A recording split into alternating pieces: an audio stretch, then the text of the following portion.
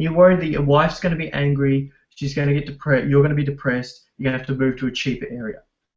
Then you're worried that you're going to be living in a bad area, you're going to be thinking about running away to another country, you're in very low living standards, you're in an area that's quite rough, and then your child, your wife and your child have to deal with that, and they've got a diminished level of quality of life. Then you've got no motivation, no money, you're living off benefits, you've got a really tough life, and you commit suicide, okay? Because you just can't handle it anymore, right? Mm-hmm. Of all those, which one triggered you the most? So which one triggered? Do you mean like where do you think I will stop? The strongest emotion attached to it. Yeah, losing the trust of people. The very, very first stage when I actually gonna lose trust of my partner and other businesses or people who are attending the event. Wow. So it's not even, there's things that are way worse than that, but notice that they're not triggering you. It's this trust one that's triggering you. Okay. Which is really, really interesting. Okay. So, and that's right at the beginning. It's not even one of the worst ones. And I find this so many times with this process. So you're afraid of losing trust. Can you feel that in your body now? You're afraid of losing other people's trust. I feel it a lot less. Okay. So you've got it though. Where is it still? Mm-hmm. Is it shoulder neck area still? It's still there. Yes. Okay, great.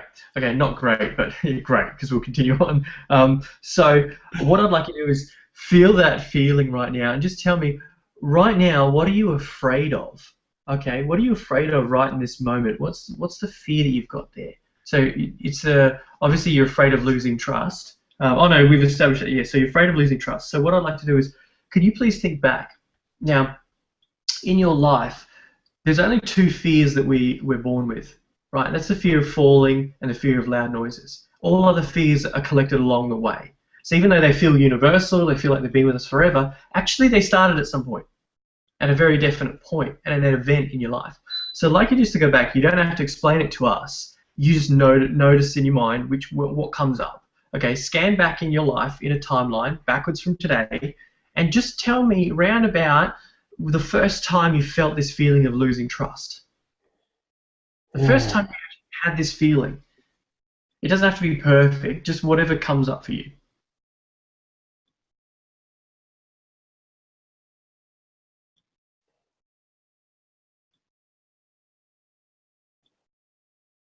It'll be the time when I was a teenager and I lost the trust of my parents when I did something when I lied to them and I lost their trust. Beautiful, awesome. So notice how with this is Greg doesn't have to give me any details about that, okay? Even if he didn't want to tell me that much, he didn't have to. There's no need to, okay? There's no need. We're not going to go through it all and dig through it. That's the wonderful thing about this process, right? Is that that's it. That's all I don't even need to know that, right? But because Greg's comfortable sharing that, I appreciate it, Greg. So that's enough already. So as a teenager, you lost trust with your parents at some point.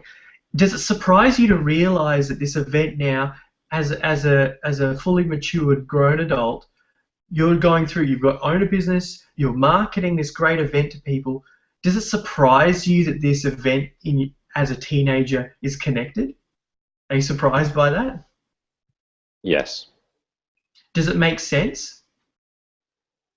Is it kind of like, yeah, I can see how it makes sense how that's connected, kind of thing, or? Yeah, it makes sense when you think about it. When like you build the belief in the past and you carry this belief through your life, You're reacting. You're not reacting to this situation of marketing right now. What you're reacting to is your past. So with fears, what all we're doing is reacting to the past. We're not actually reacting to reality as it is. So you've got this event as a teenager, right? Thanks for sharing that with me. So that event there as a teenager, what you want to do is there could be certain things that trigger you in that event or trigger you to feel this feeling. So when you're walking around, you're in the shopping center, you're talking with friends or you're out in public, this feeling comes up for you.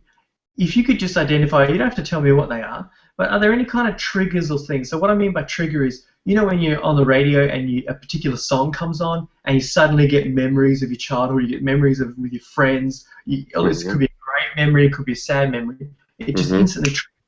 Is there anything for you like that that triggers this feeling? You don't have to share it with me if you don't want to, but just bring it into mind, something that might be a trigger, like people laughing, people playing, you know, it could be, you know, an animal, could be anything around that event.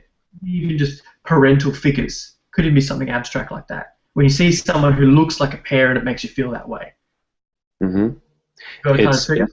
It's the tone of the voice of people I speak to. It's like my dad, I was always like, and now it makes total sense, because when I lost the trust of my parents, or making the things that I shouldn't be doing, or you know, lying to them, straight after that I was like carefully listening to my father's voice and trying to see whether he already knows about it or not yet. And I was trying to find that out just by carefully listening to his tone of his voice. And now, like, when I get a phone call and his partner of mine or the person who works with me, very often I fall into the trap of making some assumptions about what that person wants or what that person thinks about me right now, just by listening to the tone of their voice. Wow, that's Sorry, I didn't mean to cut you off. That's amazing. That's really that's actually quite fascinating. So, what kind of tone are we talking here? What, like, is it like a really high pitched tone? Is it low tone? What are we talking about? It would be what kind of tone? If someone speaks faster than normal, and it's a little bit higher tone, like if he's like nervous sort of speech, I immediately will think that there's something wrong with me, or that person calls me because they're angry, you know, at me. Right. Okay. Alrighty. Interesting. Very, very interesting. Okay. So now what I'd like you to do now is we're going to go through, and we're almost at the end of the process now. So what I'd like you to do now is we're going to eliminate the old limiting thought. So with that, if you continue to believe, basically, where was this? Okay, so your fear, when you feel this feeling, okay, you've got this feeling in your neck and shoulders, you're listening out for the tone. What's the belief that goes with this feeling? Okay, so the belief is, if I hear this tone of voice, it means the person doesn't trust me. Is that right? That's right. Does that sound right? That's exactly right. That's exactly right. Great. Okay, so if I hear this high tone of voice, this person doesn't trust me, I've lost their trust. Okay. So what I'd like you to do is, if you believe that limiting belief every day for the next 10 years, what would your life be like if you continue to believe this? I will end up in some sort of hospital for, you know, people with problems. Right. So obviously it's not what you want, right?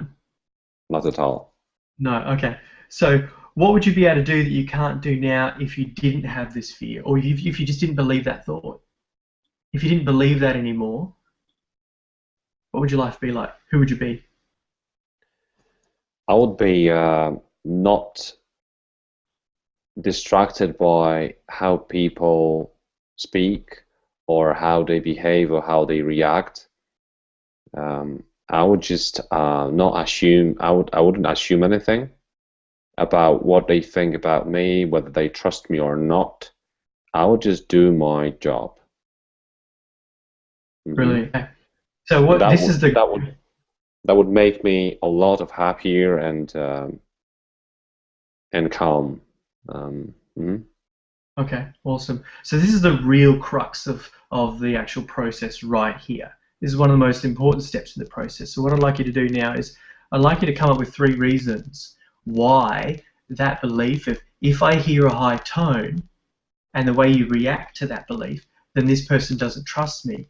How that whole belief and that whole reaction actually creates your fear, and your fear is losing trust. So how do you, believing that and reacting to that, give me 3 reasons why that actually does make you lose trust with people, or makes people lose trust in you? Yeah. When they call and I think they nervous at me or don't trust me, I actually behave in this kind of scare way of like the thoughts that goes through my head about that person and what they think about me just paralyze my actions, paralyze my thinking, and I'm just like just listening what they say and trying to be there, trying to please them, just trying to please them and earn their trust back. Even if I didn't lose it, Mm. I want to earn the trust back. So I sort of act unnaturally, um, and eventually feel really bad about that call and or talk or chat with that person. Think about it and Hmm. think about it. Yeah. Yeah. Brilliant. So that's awesome. So those are 3 great reasons. So like, what's coming up for you now? Now that is there any epiphanies or any realizations you've just had Mm, going at now? So of what are course. your new beliefs? Yeah. What are your new Of course. beliefs? Mm. What have you realized by doing this? What's coming up for you now?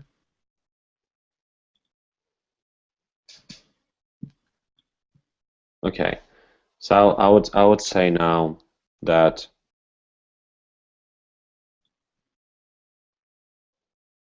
the tone of the voice of these people are not corresponding with the amount of trust they give me, if that makes sense. So Mm, um, the correlation there. Okay. So yeah, it's exactly the opposite of the belief you had, pretty much. yeah, yeah. It's a totally new belief. Okay, great. Hmm. So what you'll notice now with this new belief is progressively over the next couple of days and weeks, that is going to rewrite the way you feel, and you're going to feel differently each day. Hmm. You know, you go to bed tonight, because I imagine it's late where you are, you actually be quite tired after this. You'll sleep quite heavily, and then you may even feel a little tired tomorrow, but then after that, you'll notice that things start to just unwind and start to open up for you, and things will feel a lot better after this. So we're almost right at the end now. So now the next step here is basically I want you to just feel the feeling now in your shoulders, in your neck, Hmm. right? That feeling that the tone of voice indicates someone's trust, and then Hmm. I want you to just love that feeling and ask for more of it. Turn up the volume on it. Love the feeling.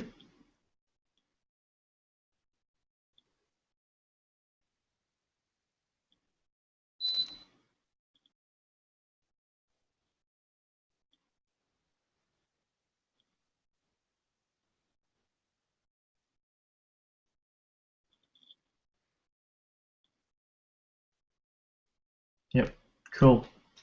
So usually you'll know if anyone's watching. Usually you know when you do this process. You'll know when you kind of have experienced the feeling enough. When you either yawn or you'll sigh. You'll notice you have a yawn or you'll sigh all of a sudden. You'll know that that's the moment when it's kind of let go. Okay. So now, a couple of quick questions.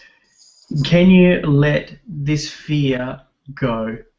So can you just let this fear or this belief, can you allow yourself to just let go of believing that someone's tone of voice indicates their trust in you? Yes, I can. Okay, are you willing to let this belief go? Yes, I am. Okay, now when would you be willing to let go of the protection and the benefits that this feeling gives you?